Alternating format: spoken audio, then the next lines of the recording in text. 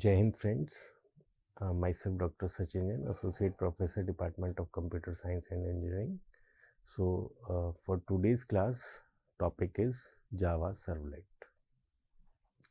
So these are the outlines of today's lecture: Servlet Basics, Servlet Alternatives, Servlet Architecture, Life Cycle of Servlet, Processing of HTTP Request and Response, and Servlet Template. So what is Servlet? So Java Servlet is a server-side web component that takes a HTTP request from a client, it handles it, and talk to the database and talk to the Java Bean component and responds with the HTTP response or dispatches the request to other services or Java component if required. So Servlet can dynamically produce text-based HTML markup content and binary content, as well as the content based on the client request. So when a client requests something to the server, then there is a web component that's name is Servlet that actually responsible to respond the required services requested by the client. So this is the diagram where we can see that here is a client and here is a server. Client is requesting some services to the server, and this server have servlet container, and servlet container is connected with servlet, and this servlet is further connected with other Java component like GSP. So the request comes to the web server, then the required services is searched for web servlet container, and servlet container provided by the servlet.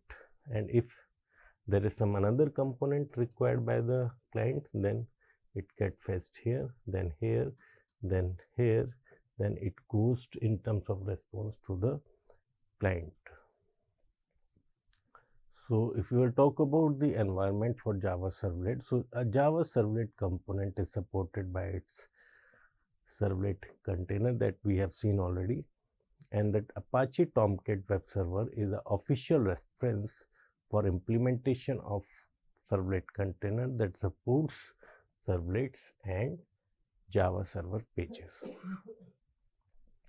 If we talk about the web server configuration, so when we will install Apache Tomcat web server, so there will be an XML file, the name is server.html, that is actually responsible for configuration and controlling of the Tomcat web server, and this file is located in the subdirectory of the Tomcat installation. If we will talk about the alternatives of the servlet, so there are many interfaces that can act like a servlet alternatives. The one is CGI, that is Common Gateway Interface. But the thing is, in CGI, every process for there is a separate process for every CGI request. So when client requests anything to the server, then in CGI it is treated as a separate process. So because of it, it slows the response time and it terminates before responding to the web server, and the browser just wait for response until it doesn't time out. So this is the demerit of using CGI. And the another thing that that can be the alternative of servlet, that may be a proprietary API like Netscape Server API or IIS Server API, or sometimes we can use server-side JavaScript to respond the requested services by the client. So these are the alternatives of the servlet. So we will talk about the difference between a CGI and a Java servlet. So we can see that in CGI, every process is equal to every request of a client. So every request of a client is treated as a separate process in CGI, whereas in servlet it is treated as a thread. So we can see the thread is a lightweight process, and a single process can have multiple threads and they can share the memory space. So that's why it is fast, and it is used to improve the response time when we compares with the CGI. So if we talk about the architecture of Java Servlet, so there are two packages that are responsible to make a servlet based program, that is a javex.servlet and javex.servlet.http class. So this is the generic interface and classes that are implemented and extended by all the servlets, and it contains, this one contains the classes that are extended when the creating HTTP specific servlets. So the heart of servlet architecture is the interface class, that is this javex.servlet, this servlet class that is present in javex.servlet package. So because it provides the framework for all the servlet components, and it provides the 5 lifecycle method or a basic method that is used by the program of a servlet, like init method, service method, destroy method, get servlet config, and get servlet service servlet info method. So if we'll talk about the main method, so there are only 3 methods, init, service, and destroy, and these 2 are the optional methods in the life cycle of the servlet. So this is the object model of servlet framework, where we can see this is an interface, this is an interface of javex.io package, this is the interface of javex.servlet package, and this one is the interface of javex.servlet package. So this interface contains 5 different lifecycle method that we have already seen here. So this interface contains the 5 different lifecycle method, and this contains servlet config interface contains these 4 specific methods, and there is a class named generic servlet. So generic servlet class is actually implement all those methods that are defined in this interface and in this interface. So all the methods are actually defined here, and these 4 comes from here.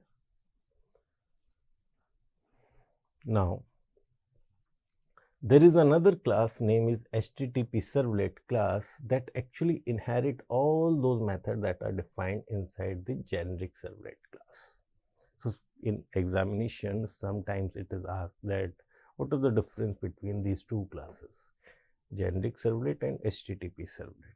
So the difference is that generic servlet is a super class of this one, and all the methods that is actually required by the servlet based program is actually implemented in the generic servlet class. There is some another methods that are actually defined inside this HTTP servlet class, that is a do quit method that is actually very much required, and do post method that is actually very much required to make a servlet based program. So both the methods are written inside the HTTP servlet class.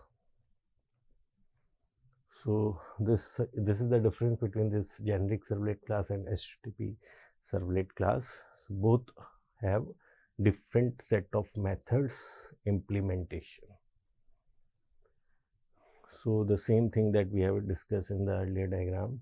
So what is the difference between a generic servlet and HTTP servlet? So the HTTP servlet class is extended from the generic servlet class, as we have already seen here, and generic servlet.service method has been defined as an abstract method, and the 2 objects of this service method, that is a receive and receive are servlet request and servlet response. So servlet request object holds the information that is being sent to the servlet from the client, and response is the object that holds the data that is being sent back to the client. Now, unlike the generic servlet, when extending the HTTP servlet, don't have to implement this service method. It is already implemented here, and HTTP.service method is invoked when it calls to get method or do post method that is actually defined inside the HTTP servlet class. Now, HTTP servlet request and HTTP servlet response are the classes are just extension of servlet request and servlet response with specific HTTP information that is sent and stored in them. So, we will talk about the life cycle of servlet. It is very similar to the life cycle of a applet. So, in applet life cycle, we have seen already that there is a init method, start method, paint method, stop method, and destroy method. Similarly, some servlet operate in the context of a request and response by using init method, service method, and destroy method. So, when we load the servlet, then it first it calls the initialization method, that is init method. When it handles the number of requests of the client, then it call service method, and when it is shutting down each servlet request or when object of request is destroyed, then this destroy method is called. So, this is the example life cycle of servlet. So, there is a init method, there is a service method, and there is a destroy method. There is a self loop of service method. So, service method is basically called again and again based on the subsequent request, and destroy method is called at the end of all the services respond when we want to take off, when we want to servlet off services. So, destroy method is called. Initially, all the configuration setting is done through this web.html configuration file. So, init method request all the servlet, request for a servlet received by the servlet engine, and it checks if servlet is already loaded or not. If not, then it use the class loader to get the required servlet class and initiate it by calling the constructor method. And after servlet is loaded, but before it services any request, the init method is called. So, at the very first earlier stage, init method will be called. Now, service method. Service method is actually responsible to handle all the requests sent by the client, and it can't start services request until or unless this method has been executed. So, init is the method that should be executed before the service method, and then the role of service method start when this work is over. And since servlet is designed to operate the HTTP environment, so there is a class named HTTP servlet class that is extended, and this service method examine the request based on the method that is actually called in the form, whether it is a get method or whether it is a post method. So, based on this, do get method and do post method is called. Now, next and the last method of the life cycle of servlet, that is a destroy method. Method signifies at the end of servlet life, and it allocates during the init is released, and it is called automatically when unload the servlet. So, if we will talk about the processing of HTTP request and HTTP response. So, when a client requests, then it goes in terms of HTTP request, and when servlet respond to the client, it come in terms of HTTP response. So, there are two methods that is actually responsible for it, that is a do get method and do post method. So if we'll talk about doGet method, so there is a servlet request object request and HTTP servlet response class object response. So similarly, in case of post method, there is servlet request object request, servlet response object response is passed as an argument inside these two methods.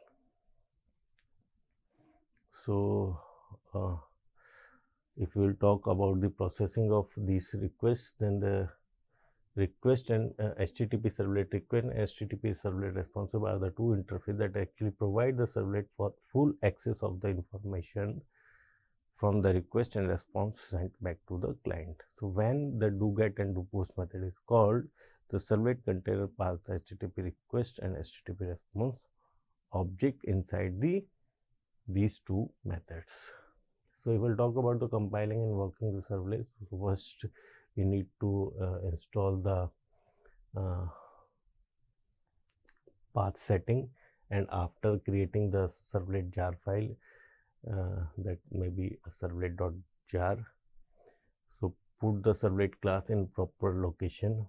Generally when we install the Tomcat server, so there is a path C drive Tomcat installation directory web apps folder, and there is maybe an example folder. Then inside that web inf will be there, and then after that we will put our servlet class here. So and it can be run on a local host, like the local host where is the servlet and the servlet class name. So if we'll talk about the simple program of a servlet, so there is a template. Like first we will need to import these three packages inside the servlet based program. So first we will create the class that is a user defined class, and this class actually extend the HTTP servlet class that is defined here, and there may be a doGet method or doPost method, and in doGet method and doPost method, in both the methods there is maybe two different objects that belongs to HTTP servlet request class and HTTP servlet response class. If there may be a servlet exception or IO exception, then it may be throws using this throws keyword. So all the code will be written here, and then this class will get closed and this class get closed. So let's see an example.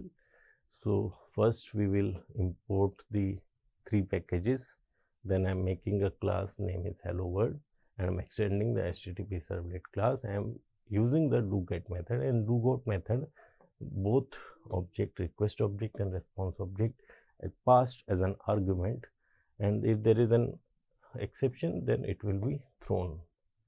So I'm using print writer class object out, and I'm taking it with the object of response dot get writer class.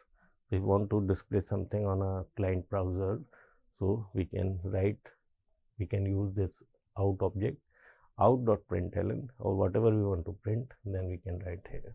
So it will be print on the client browser when it will be accessed through localhost servlet and hello world class. Now if we want to make a program where that can handle both type of request, whether it is a get request or whether it is a post request, so we can use doGet method and doPost method both simultaneously in the same program. So the rest code is same. Here we can have seen this code is same, and we can set response.setContent, that is a text oblique HTML, and we can write something on the client browser that we want to write. So first we need to create the object out response.getWriter, very similar to the previous program as we have done already here, and the out.println, whatever we want to print will be printed here using the object out. So in this way we can make a program for both. So the difference between this method and this method is this handles a get request and this handle the post request, and the rest code is same. So in this way we can run our servlet based program, and we want to run, so we will just open the web browser, then we will set the setting localhost colon port number, the folder where actually our program resides, and this is the class that we have made. Like we have made a basic servlet class, so this name will be here, basic servlet, and whatever we will write inside the print, that will be print here. So in this way we can execute our servlet based program.